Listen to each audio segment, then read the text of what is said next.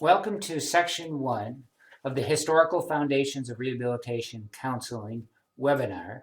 It's presented by Michael Keener, Director of the Rehabilitation Counseling Program at Maryville University of St. Louis.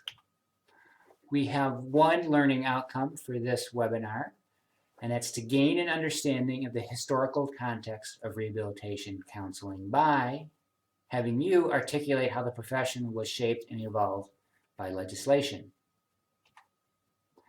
Before we jump into the webinar, we have a few slides to help us kind of prime our thinking, to get us thinking to help us better integrate what we're going to be discussing today. So again, based on this presentation, think about how rehabilitation legislation evolved to influence and change service provision. We can think about the shifts of looking at counselors as experts to empowering client independence. We can think about there's a shift from service provision being an economic gain philosophy, that if we pay for services, people will get employment and then pay taxes back to the system, to service provision as a disability rights philosophy. So by working with people with disabilities to help them be employed, that we're increasing inclusion into society and increasing independence for those people. Think about how eligibility for people with disabilities expanded from individuals with only a physical disability to include all individuals with disabilities. And finally, think about how rehabilitation services were made permanent, funding to states increased, and priorities were for individuals with the most significant disabilities. It's also important, I think, to think about your own personal kind of vocational experience and how you view your job or your career and the impact that will have working in the VR system. So again, when we're going through this webinar, think about what were your vocational counseling experiences, positive, negative. Maybe you didn't have any. Think about how your career path led you to your current employment. What prior experiences do you have that, again, led you to VR?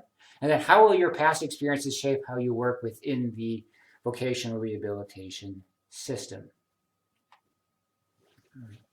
So before we get into talking about specific legislation, it's important to talk about positive and negative societal attitudes and movements that really shape the beginning of vocational rehabilitation. Again, I think these views and these attitudes helped shape helping professions, how we viewed people who had a disability or who were different than the norm. So the first movement, eugenics, really was not a positive view of people with disabilities or people who were not in the norm. Okay, it was an idea that through genetics and science that we could breed out things that we thought were undesirable. Okay, so again, breeding out, for example, mental deficiencies. Again, so this was this slippery slope of sterilizing people who were undesirable. Okay, so again, many times those were people with disabilities. Another movement at this time was a social gospel movement. And it was the view that social reform was a significant role of religion. Majority of people believe individual misfortune was a result of individual defects. Okay, so something, again, that we did in a past impacted our future. Another movement, the American Charity Organization movement, believed that poverty had moral roots. So the morally superior should help the morally inferior. Again, this movement evolved to examine contextual issues of poverty, for example, education or ability, and again, help to change that to, again, decrease poverty. And the last movement that we talk about, the progressive movement, it had the responsibility of government to ensure a fair shake for all. And again, we can see that with VR as well, that VR services are supported to help everybody gain, again, independence and employment. Okay, so in the early 1900s, Frank Parsons, he is really considered the father of vocational counseling. Frank lived through from 1854 to 1908. And he believed vocational counseling advanced societal well-being. So again, a social justice model, because it provided occupational opportunities and thus independence for individuals. He advocated for individualized approaches to working with consumers to meet goals. Vocational counseling should be holistic and examine environmental barriers and multicultural issues. So you can really see that Frank Parsons was ahead of his time in his thinking.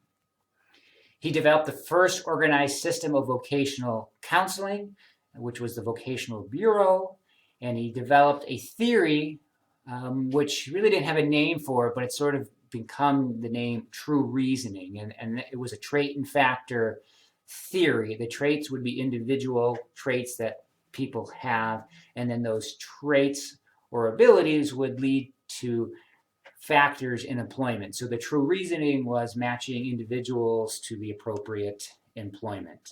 Okay. And from that, he really talked about light, information, inspiration, and cooperation.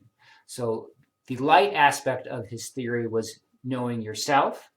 The information aspect was knowledge of self and the work world. So again, adding the work piece. Inspiration was a vocational self-efficacy, that you had the belief that you could do that job or that career. And then cooperation was using resources to realize one's career choice. So again, hopefully that was the getting employed and being successful.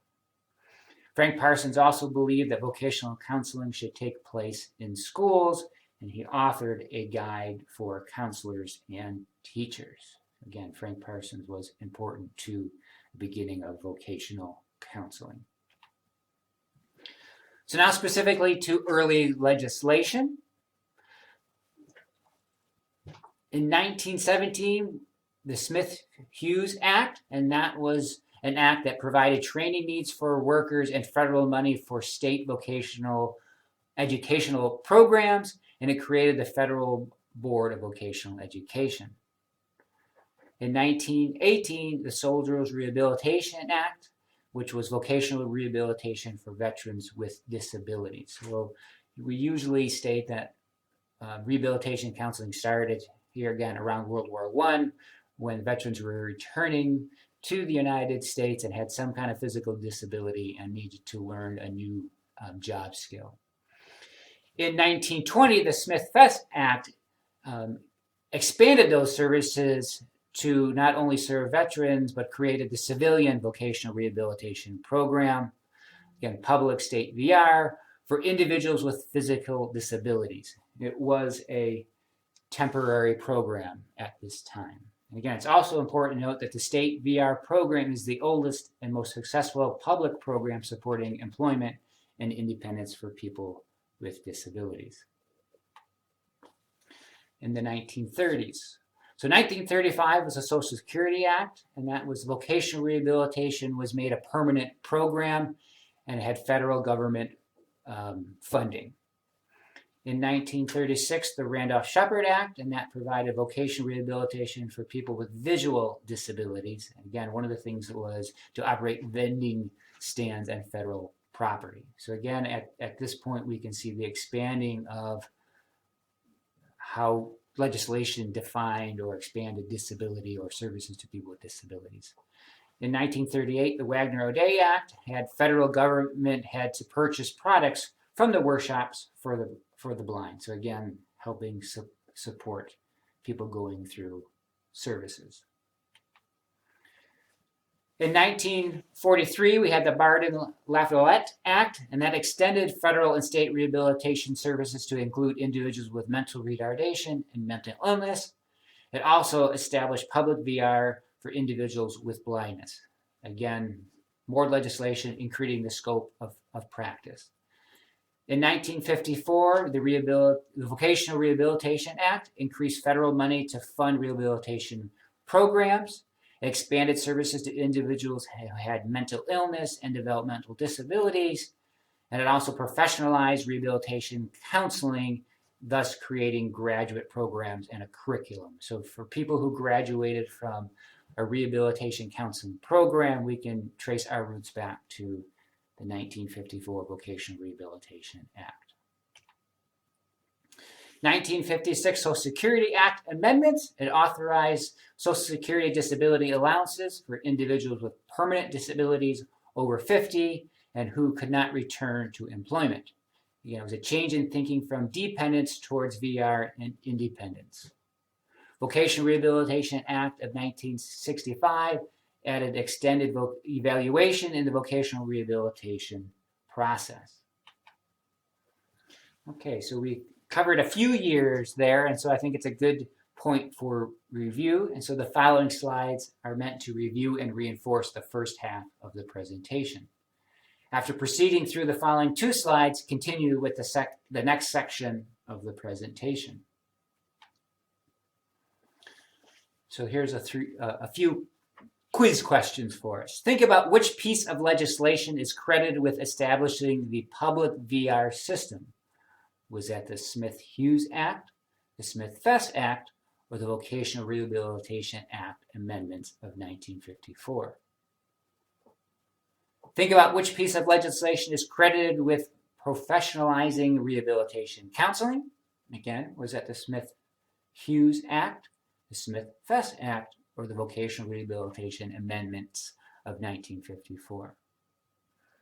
Finally, think about how Frank Parsons advocated for an individualized approach to career development and for career counseling to be integrated into schools. Was that true or false? If need be, you can stop the presentation and go back and look at the slides.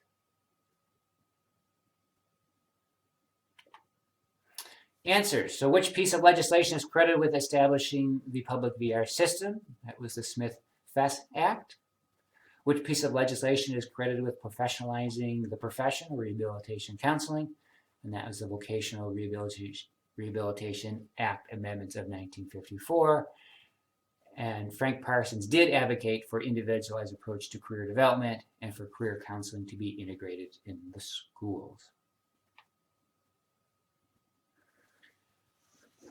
So based on your knowledge and the information discussed so far, think about the current societal environment and how it impacts service provision. For example, think about how being in a recession may or may not impact service provision. Also think about Frank Parsons' idea and how they have had a dramatic influence on current rehabilitation counseling practice.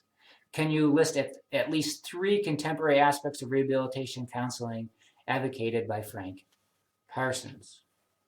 Once again, feel free to stop the presentation and to think and perhaps talk to somebody about these 2 discussion points.